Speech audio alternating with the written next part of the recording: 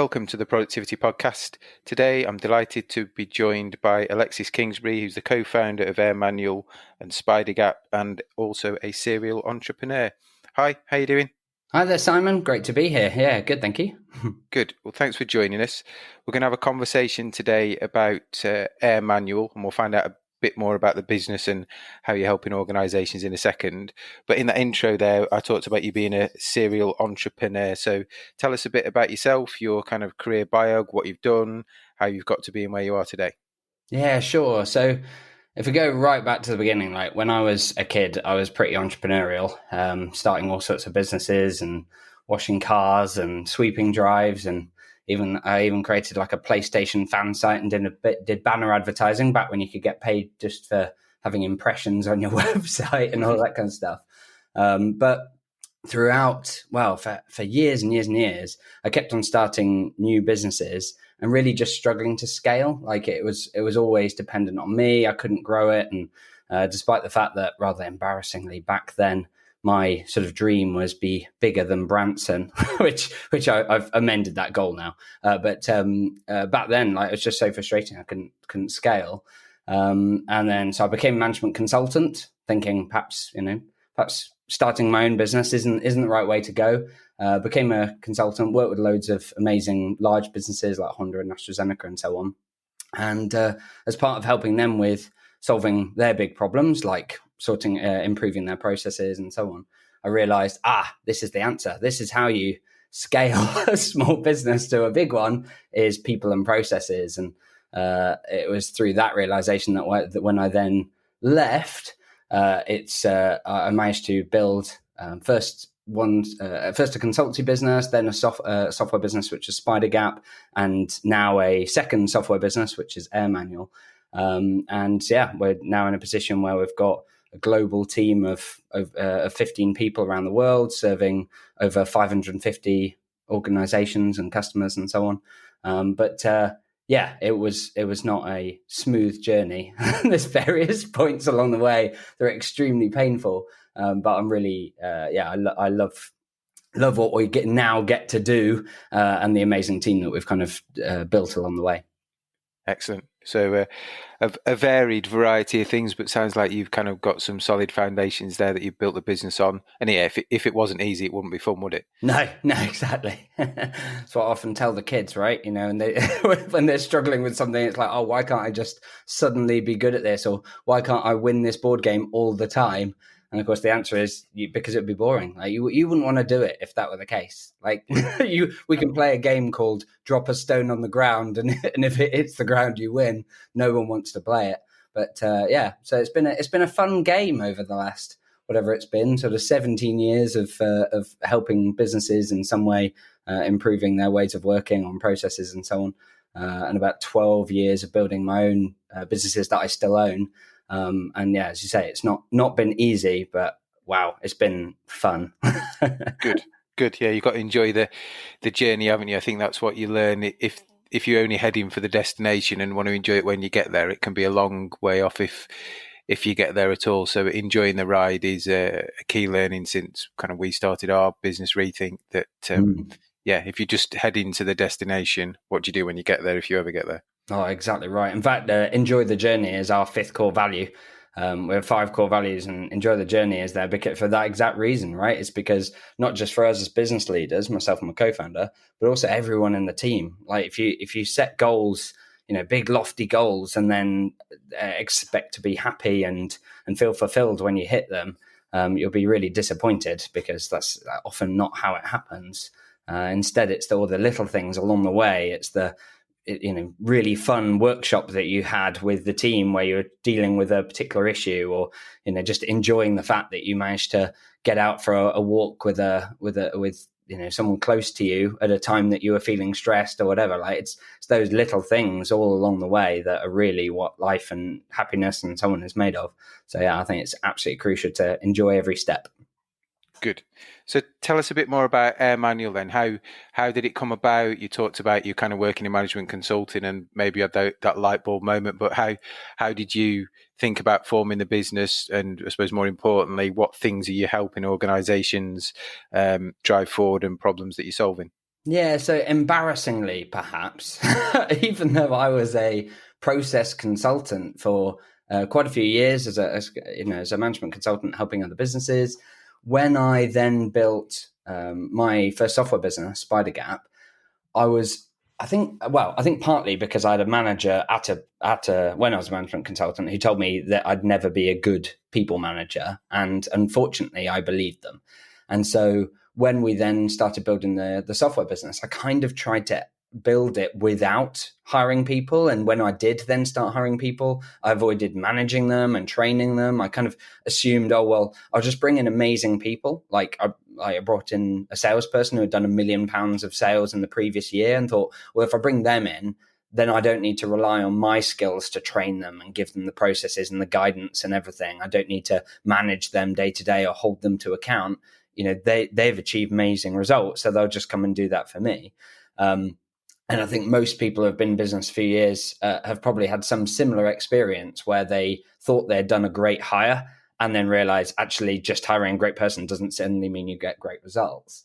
Yeah. And so it was then that the kind of, I'd love to say the light bulb went on. I'd say it slowly started to glow over the next couple of years, where I realized that actually I could be using one of my strengths, one of the things that I'd learned, which was documenting processes and breaking things down so that other people can understand them, and create onboarding checklists that new team members could use to understand how do they do a really good job in their new role, and particularly how do they get up to speed really quickly.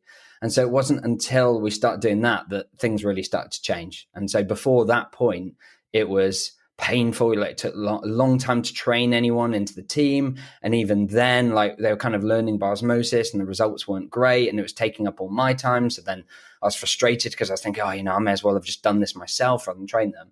And so when we started kind of using checklists to help people self-onboard, really, everything changed. And we suddenly found that we could get people up to speed in like a week, like in a sales role, get them up to speed in a week and being able to do customer calls.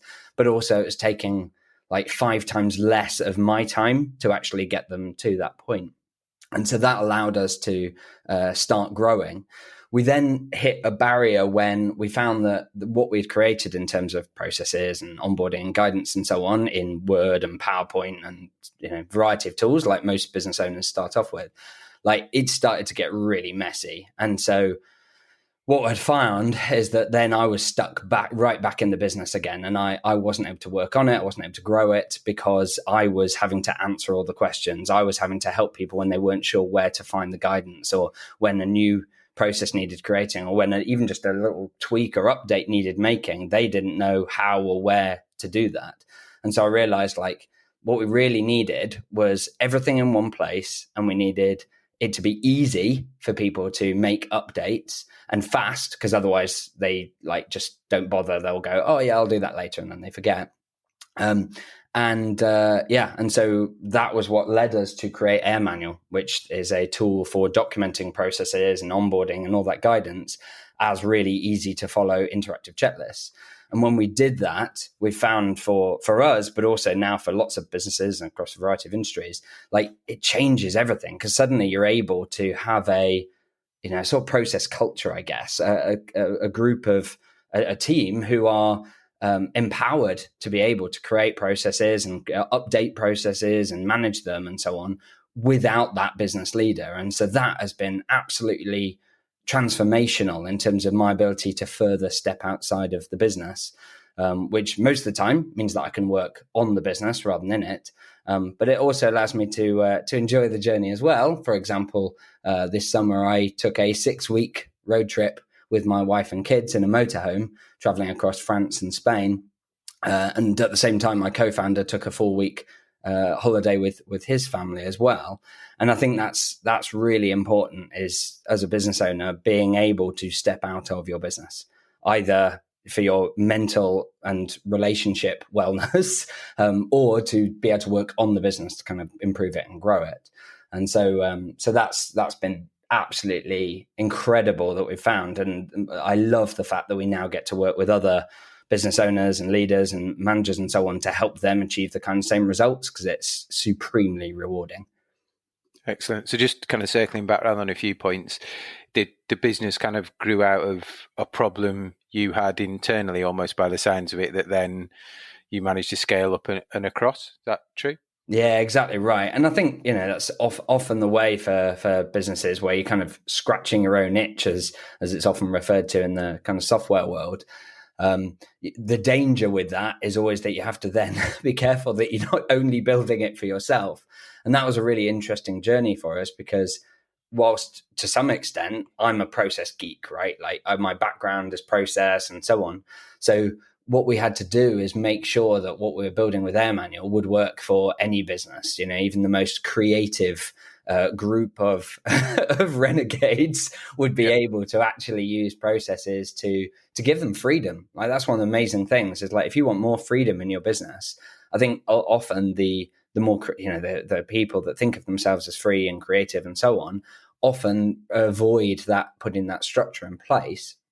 And so they actually find themselves stuck in the business, because they're having to do a load of stuff that they don't really like doing, because that structure isn't there. And so what we had to do was work out, how can we make sure that even those people who really just don't like process, like, how do you get the stuff out of their brains and into a structure that means it gives them and their teams freedom to spend more time on the creative and the value add stuff.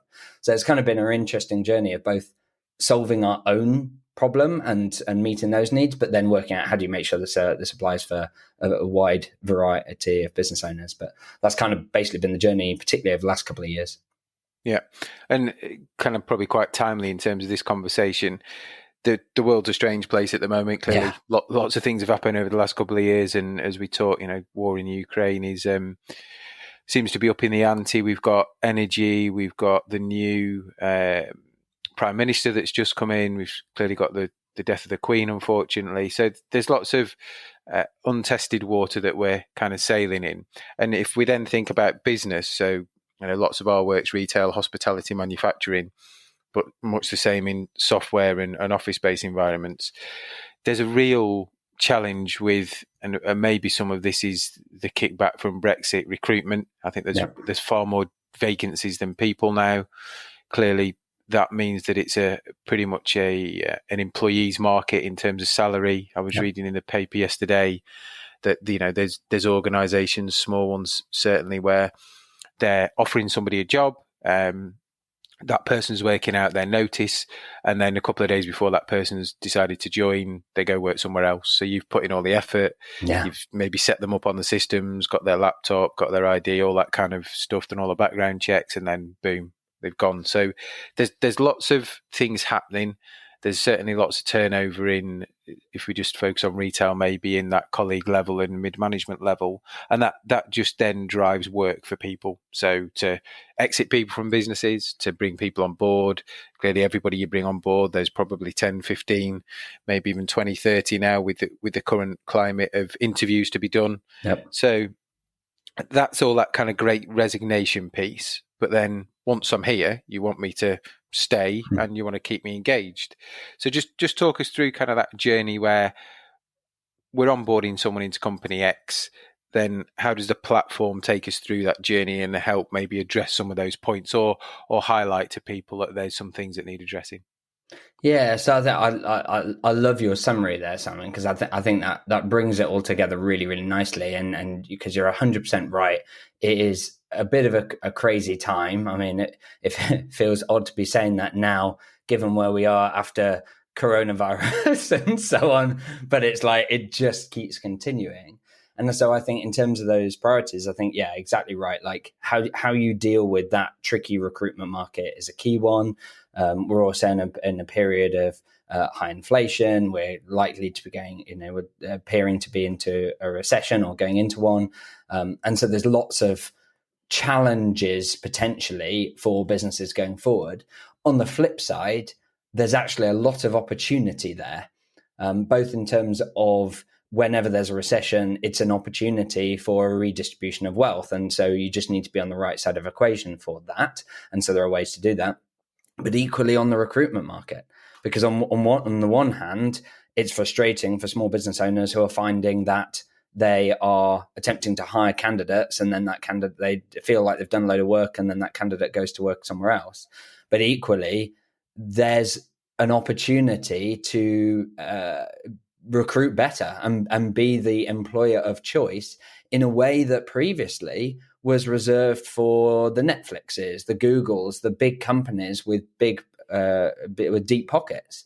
And so now you're in a situation where you don't have to pay more than everyone else to attract great talent. One of the reasons that employee wages and so on are going up, because and you've got this employees market, is because people are looking for more from an employer than just the money, and therefore the companies that aren't willing or able to keep up are having to offer more to try and attract the same quality of staff.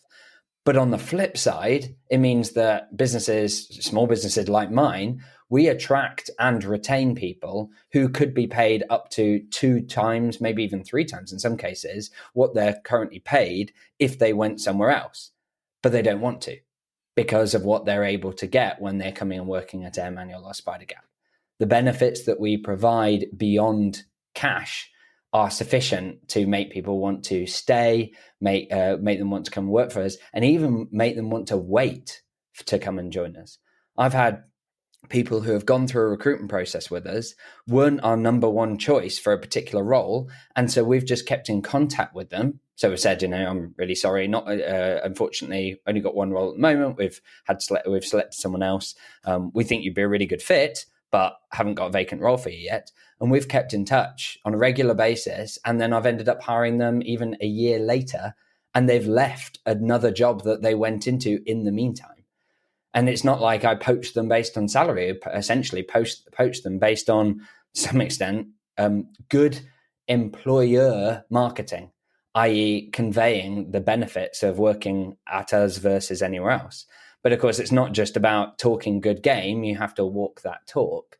And so I think in terms of how do you do that? How do you provide a compelling enough proposition and offering to people that are going to work for you? I think a lot of the things are things that business owners already know that they should have, and sometimes have held off on doing or kind of skipped, like defining a clear set of values and making sure that those are communicated through everything that you do, and that you live by those values, you use them as part of your recruitment, you use them for performance management, you use them for decision making. I think that employees nowadays, they care about that stuff. They want to see that you state what you believe and that you live up to that. I think things like transparency are really important to people as well. So making sure that you're not hiding loads of stuff, or even just, even inadvertently, because stuff isn't documented and shared. I think being organized, being structured and intentional in what you do and consistent in what you do, and making sure that when you are bringing someone into the organization, that they have a great experience, not even just from day one in the organization, but from all the way through the recruitment process and immediately after accepting the offer and so on. I think so many businesses out there think, oh, brilliant, recruitment is done once the candidate says, yeah, sounds good, I accept the offer. And then they basically go, brilliant, now we can just go and get back to work. And they forget that that person needs continued nurture if you want to bring them in. And I think, frustratingly, some business owners will look at that and go, oh, ridiculous. What an entitled culture we have. These employees wanting to be handheld all the way through into joining the business. And then they want some kind of onboarding where they're supported and feel engaged and empowered and so on. How entitled. But of course, you wouldn't do that with your customers, or hopefully not. You wouldn't say, oh, we've spent all this money and time on marketing, and this customer's now says, oh yeah, actually, this does look like a good fit for me. I'd like to work with you. And then you go, brilliant, let's now ignore that customer and consider them entitled and ridiculous if they don't end up paying us money and end up happy and staying with us for years. Like, there's a whole industry around client onboarding and customer success and so on. And I think that same approach to marketing and sales and customer success and retention has to be applied to your employees as well, because they ultimately are the ones that are going to create the experience for your customers and build that value. So I think that exactly as you say, it's a crucial time to be doing this kind of stuff. So many business owners either fear it or hold back from doing it, but now is the time to get this in place. Otherwise, your only alternative is increasing what you're willing to pay people. And that doesn't get you the best people. It just gets the ones that will go where the money is. And how does the product help people through that flow? So which points do you jump in to support that kind of initial piece and then the ongoing retention and retain? Yeah, so when we're working with clients on that sort of area, where we'll usually start is looking at, okay, what's the onboarding process that you're using for your employees? Because a lot of business owners are even just frustrated at how much time it takes to onboard someone into a business. Like we were working with a business owner just last week who had a new joiner starting only like 4 days later, and was very conscious that they were going to really struggle to make the time to sit down with that person and teach them everything they needed to know. And even then, it would be like drinking from the fire hose, right? For that employee, where they basically try and learn everything by being speed talked at. So what we did for them is to document as a series of checklists, what are the things that new joiner, that new employee needs to know. So things like being welcome to the team, understanding who their manager is, who their buddy is, understanding what are the tools that we use, what's been our journey so far, what's our values, what's our vision, what are our ways of working, how do we communicate, what's the meeting rhythm that we have in the business, where can you get access to our dashboard, our key objectives and priorities, all those sorts of things that you kind of need in your first day or two in the business. That doesn't need to be spoon-fed by a business owner. That can be documented as a self-driven checklist that the new employee, in this case, who is a head of operations, can follow to learn everything that they need to do. And in fact, it was amazing. Like we literally caught up with them on Friday last week, and that new employee had covered all the things that they needed to know over a 2-day period. Meanwhile, the business owner had been leading a workshop and mastermind program for 60 people over the course of 2 days. And yet, if that hadn't been the case, then that new head of ops would have just had a really awkward onboarding. Their first 2 days would have just been sat in that mastermind, that workshop, kind of thinking, oh, how do I add value? What do I do? And instead, they were able to kind of self-drive their own onboarding. And we don't just stop with company onboarding. We then say, okay, so now you've learned everything you need to know to work in the business and understand the values and so on. Now, what's your role onboarding checklist as head of operations? What's the most important things you need to know? What are the tools that are specific to your role? What are your responsibilities? What matters most? What are the things, how do you need to be, what do you need to know or be able to do to perform those activities? And then actually have processes like, detailed checklists for example, how to plan for, set up, run, and follow up after their quarterly events, and have all of that documented so that really quickly they can start adding value. And I think, if you want to, like when you're looking to hire A players into your business, one of the things that I've seen over and over and over when I've hired and developed A players in my business is they're the ones that set the bar so high for themselves. Your B players, your C players, they kind of think that they're doing fine. The A players, who may even deliver higher performance than the Bs and the Cs, they don't. They're constantly worried that they're not doing good enough because they set the bar so high for themselves. Now, that's great day to day because it means that for you as the business owner, they will hold themselves to task. They will make sure they're seeking feedback. They'll always be looking to improve. But here's the problem when they join the organization. They are terrified if they feel like they're not adding value, and it makes them feel disconnected. And that's one of the risks that you have of them then going to another organization where they think, oh, maybe I can add value there. And particularly going back to their old job where they knew that they could add value. Because maybe they're left because no one was validating and providing positive reinforcement. Of course, nothing causes a business leader to start providing that than finding out their A player is leaving. So as that new employer, you need to do a really good job of making them feel engaged, making them feel supported, but crucially, getting them to a point where they're adding value in the business really quickly. And that's why we do that through these kind of onboarding checklists, but also not just onboarding checklist, but your detailed processes, which of course has the added bonus that everyone then feels like they're working in and are, not just feels like, but are working in a business that is organized, that is consistent, that does things in line with its that's delivering awesome work and doing so efficiently and focused on value, and is able to continuously improve. That's one of the things I love. Like, I remember hiring 2 consultants on the same day, and thinking, this might be a little bit tricky. I've got a lot of customer calls and events that I'm doing that week. But because we had the onboarding checklist in place, it took an hour and a half in their first week of my time. But the amazing thing that was even better is that hour and a half was typically them asking a question that I hadn't already included in the onboarding. But what's brilliant is that I would answer the question and then I'd say, great, now please update the onboarding, which meant that they would update the checklist with what I'd told them. And then I didn't get the question from the other employee because there were 2 of them. And so I'm in this situation where I basically never have to repeat myself because I just, everything just gets updated in the checklist. And the employee loves that too.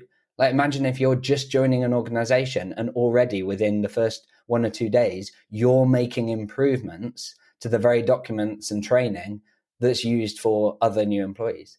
And so I think those sorts of things can be a really powerful way in which you can make people feel valued, appreciated, like they're in the right place. And there's loads more that you can do, but I think that's your starting point, is be more organized. Like the days of, you're joining the company today. Oh, is it that day already? Let me go find you a desk. You can use Janet's chair in the meantime. She's off sick. We haven't got your computer yet, but perhaps by lunchtime we'll have something. Like, you can't, like, that's such a poor experience that it's almost a meme, a joke at this point. You've got to, as a business leader, you've got to provide a better experience through the recruitment and onboarding. Yeah, and employees, colleagues are demanding more and more, as you said before. So, excellent, interesting insight. So, just to finish off, then, if we think forward, clearly recruitment's a tricky market at the moment to get I don't think to get applicants, but certainly to get the right people to, 1, get them join, 2, as we talked about, to drive that retention engagement.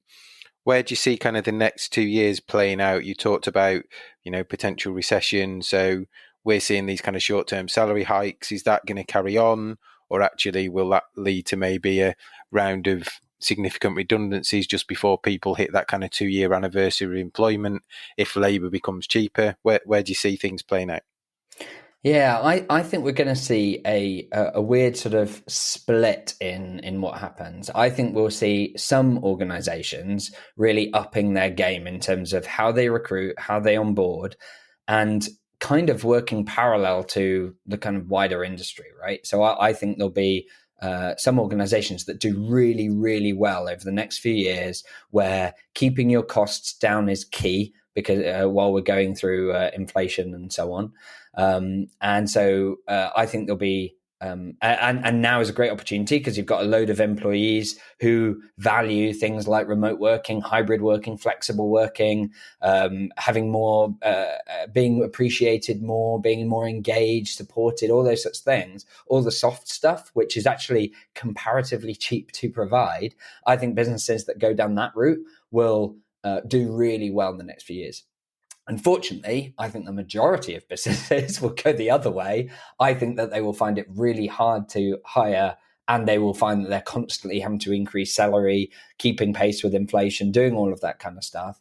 And so it's going to get pretty tense. I think there'll be specific industries that the recession hits hard. And so a little bit like as we had with COVID, you'll have some people kind of retraining and moving out of industries. So with COVID, we had a lot of people moving out of hospitality, moving into other industries, and then not returning. And so those industries are going to take a hard hit, which again makes it even more important if you're in one of those industries, keeping the A players so that they don't end up leaving and going into other industries and so on is absolutely critical. So I think that's going to be one of the things that we see. It's a hard one to predict. Whether do we then see this all return, how quickly do we see this return back or go back the other way? At what point do we end up saying, oh, now it's an employer's market because recession meant that everyone had to, fire everyone and now unemployment's high and so on. I believe that will happen. Like, you've always got the yin and the yang and the to and the fro of these kind of market cycles. However, I think that will be for mass market employment. I think the A players, the people that that you really want in your organizations, the ones that are a great fit for your values, that they're always looking to improve. They have that great passion for delivering great value and so on. I think that they will perhaps be even more separate from the rest of the mass market.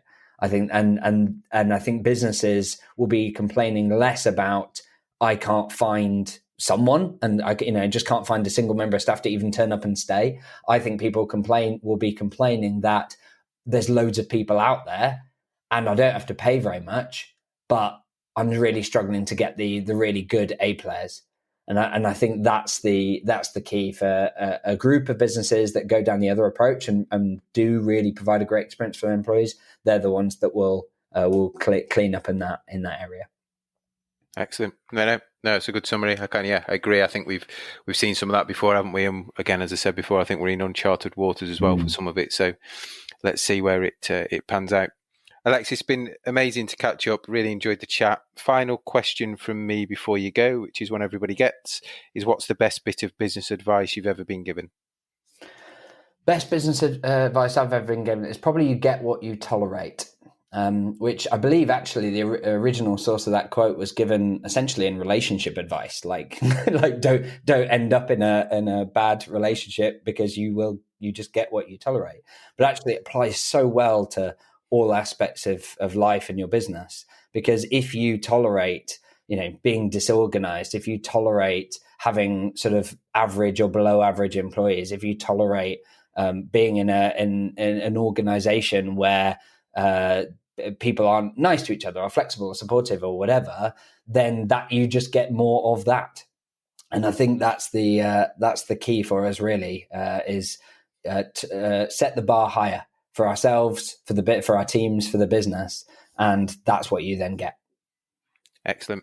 Brilliant. Like that bit of advice. And if people want to find out more about you, about the businesses, where's the best place for them to get in touch? Yeah, absolutely. So I'm on social media, Alexis Kingsbury. There aren't many of us, and most of the other ones are either female and certainly not co-founder of Air Manual, so you can find me there.